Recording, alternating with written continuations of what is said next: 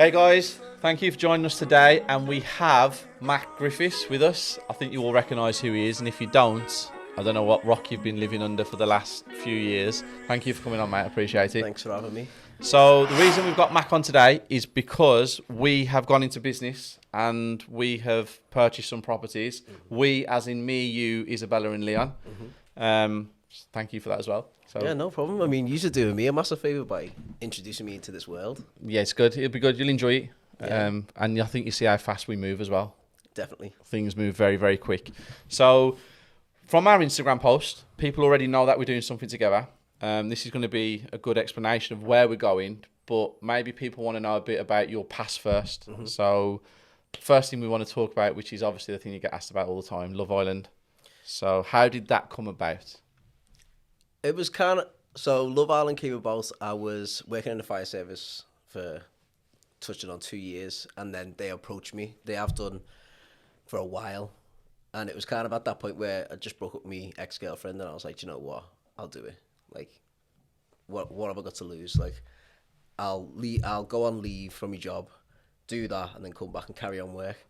It didn't quite work like that. Like, when I got back, the amount of work that came off the back of it kind of overstepped, and I couldn't really go back into the job, so I ended up resigning from the service. But it did kind of just kick off from there, and it was like non-stop from the get-go. So it was just like brand stuff coming in, and then I really wanted to go back into fitness because like I've been a personal trainer for like 10 years. So I was just like, right, I need to do something with me coaching again. And I've started, probably from last year, started building up my own app. But at the same time, I was approached by a separate app, a separate fitness company to work alongside them and other stars. They're classing them as stars and not like celebrities. So it's usually like athletes, like Olympic weightlifters, boxers, like footballers, those kind of things. Like I know a few athletes that are on the platform already, but I'm not allowed to tell you what it is because they haven't launched yet. So I signed up to do that as well. So I thought I'll still keep my own app being built, because if all else fails, I can fall back onto it. And then I'll do this alongside. And it was maybe last month, I was introduced to another side of coaching through a good friend of mine, just to do kind of like higher ticket stuff, which is quite interesting to me because like coaching is a more interpersonal thing. So you basically have to trust your coach because they're going to control what you eat, control how you train, and basically tell you when to go to sleep, because you know how much rest you need. So having someone paying at a higher ticket price, you've got more control over their life because they expect more from you because they're paying you more money. So it's like doing something like that and being able to help a lot of people through my own app and this other app, and then being able to help the higher ticket clientele because they just demand more, basically. Yep. They pay you more, so they demand more. Well, we had this conversation just, didn't we, off camera? Yeah. And you're really enthusiastic about this higher ticket and help. Well, you want to help a lot of people. You explained that to me just, didn't you? Yeah, basically, yeah. So the reason I wanted to go into property as well is to kind of, like, obviously I want to build a property portfolio and do this for my family and create some generational wealth. But at the same time, I've always liked helping people. So I figure if I can get enough properties underneath me and then potentially buy a bigger multi-unit property, I can convert that into kind of like an educational ground for the homeless. So it'll house the homeless, it'll also teach them and then help them relocate into... Break it down exactly how you told me, because when you told me, I was like, wow, that's inspirational shit. So I would buy the properties, the big property, and I would house homeless whilst they are looking for work. But if they don't have the educational qualifications to get work, we will put on classes for them in order to get GCSEs or relevant qualifications to help them get into a job. Well, they'll help them find work, find interviews, get in the door. We'll house them for a couple of months whilst they, get settled, and then we'll rehome them from that into one of our other properties that we own, so they can then rent from us. So they're not going, oh, I haven't got enough references in order for me to buy this property. Like you basically lived for me. So you're their reference, basically. I'm already your reference. I'm referencing myself on your behalf. Yep. So you're just moving into one of my properties, but now you just got to move out of there so someone else can move in. And you can do that in different cities, can't you? Do that in different cities all over the country. And I just feel like with the homeless population growing, it's a good way of getting people back into work and off the streets. Yep. It's impressive. It's a great plan. When do you expect to execute this plan? When do you want to start it? Again, we've had this conversation, but people at home. It's not like a quick thing that you can just start straight away. Like I would like to start it soon, but it's one of those things like I need to first find a building big enough, and then I need to find like the educational kind of side of things where what educational courses am I putting on in order to get people what kind of work. Yeah. And then the funding for it as well. Yeah, funding's the biggest part, isn't it? Because obviously you could fund it yourself, but realistically, that's not going to ever work, is it? No. You doing it all. So you would need some kind of government backing or some local charities to support it for a few years until it becomes something that can run itself, basically. And a government fund does help throughout the whole country. And to get a government fund, I think you have to show first. So you have to get it done, show them that it works, and then they bite and they're like, okay, this has worked for 12 months, 18 months, so we are going to back it. And I think that's where the charity side of things comes into it. And because you're so new into property, maybe spending like 2 years or 3 years learning the ropes before you went into something a lot bigger. I know it's not a lot to do with property, but if you're buying an old unit, converting it into flats and commercial, there's a lot involved in that. Yeah. So what we're doing right now is probably great. What's the word I'm looking for? Training, or it's good insight. Yeah, it's good for me because I'll be learning while I'm doing it. So like obviously I'm going to come down and see a few of the other properties as well. Just talking through the process of things like you were showing me before with like the surveys and stuff about how to read the survey properly. Just things like that is I never knew that. I didn't get taught that in school. So, because obviously we've been doing this, it's basic to us, which will become basic to you. That'll just become second nature. But everybody does have to learn somewhere and start somewhere. And you've basically started in the deep end, because when we had a conversation a few months ago, and he was like, yeah, I'm ready to do something. I'll jump on with you boys and we'll do a joint venture together. We've done 3 now, haven't we? Yeah. Which is crazy. Because do you want to tell the story about your black book? So I've got a little black book which I write my goals down at the front of. So every time I get a new black book, I write either the same goals down if I've not done them yet, depends on how much I've written it, or new ones in for the new year. And I think it was like the 3rd or 4th number on the list. I wrote in the book that I wanted to own 3 properties by the end of the year. And I think after meeting you and Leon, like together, talk about what I wanted to do within like the space of 6 weeks, I owned 3 properties. Yep.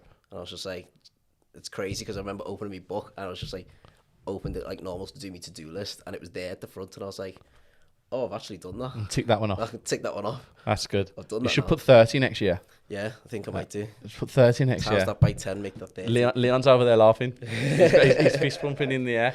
It was weird because like I've known Leon for a while now, and then it was just he just introduced me to you, and that was already there when he introduced me to you. So for that to just be ticked off in like 6 weeks, I was just like, wow, it's crazy. Yeah, we move fast. Yeah, we get stuff done. We have a great team. All these guys here are absolutely amazing. Isabella, obviously she's not here today, but she's amazing as well. So long-term plan with us. So we've had the conversation again. Long-term plan is to acquire as many properties as we can. Yeah. Anything that we can't basically pull all our money back out of as a buy, refurbish, refinance, rent, we're going to flip. Yeah. And we're going to keep building the cash pot and keep building the portfolio at the same time. Yeah. And reevaluate it in 2 years, see exactly where we're at and what the next steps are. But this is long term for you, isn't it? Yeah, this is 100% long term for me. Generational wealth. Generational wealth. That was the first thing I said to Leon. I was like, it's all about generational wealth. I was like, whatever I need to do to create that, I will do it. Yeah. Because like, I'm a big family person. Like, I really love my family, so I want to support them. But I know that like, if I can create a good generational wealth, then the rest of my family lower down are all okay as well. Yeah. Leon has the exact same take on things. Like, Leon, you've got a huge family, and Leon's all about generational wealth, and you help everyone, don't you? As many people as he can. Guys, Leon's off camera, by the way. I'm not interviewing him. I'm just asking a few questions. So yeah, generational wealth. That's what we have done it for as well, because property is the best form of investing. It's been proven for years and years and years. I know you have the people with the crypto and stuff like that. It's too new. Nobody really knows what's going to happen with the crypto market, whereas property's been around forever and a day. So bricks and mortar, or safe as houses, as they say. So yeah, generational wealth is something that's great. And you ticked off 3 properties within 6 weeks. But on the other side, There's properties that can take 6 months, 9 months, and we had a conversation again. So you're ready for that as well, aren't you? For the ones that take a little bit longer. Yeah. I know that there's the potential of something going not as you planned and things don't close as early as you want them to. So there's the potential of like waiting 6, 9, 12 months for just to close on one property. So I'm fully prepared for that. That's good. I'm ready for it. And the next thing I'm about to say can be edited out if you want to. But you had your nipples pierced yesterday, didn't you? I did. Yep. Yep. I did. You had both nipples pierced. Not just one, but both of them. And I'll tell you now, they hurt just as much as each other. Do you want to tell them how it came about? Because even the story's funny. Yeah, you think one hurts and then the less one not as much. No, they both hurt equally. Actually, one maybe one more. It's usually the second one. So how it came about was me and the boys are filming a show on MTV called Living the Dream. Yep. Second series. It's the second season now, yeah. So we've just wrapped up filming yesterday. We'll put a link up here so everybody can see what it is. Yeah, finished filming yesterday. So this episode won't be out for a few weeks. Danny decided, so we were doing like little pickup bits and we had to do a forfeit. I totally forgot about this forfeit.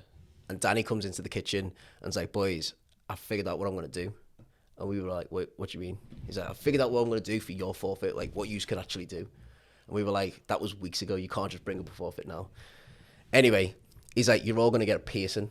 Now, I've had like me nose pierced, me lip pierced, me septum pierced. I've had 4 piercings in my ear. So I was like, yeah, cool. I'll get my nose pierced again. Easy.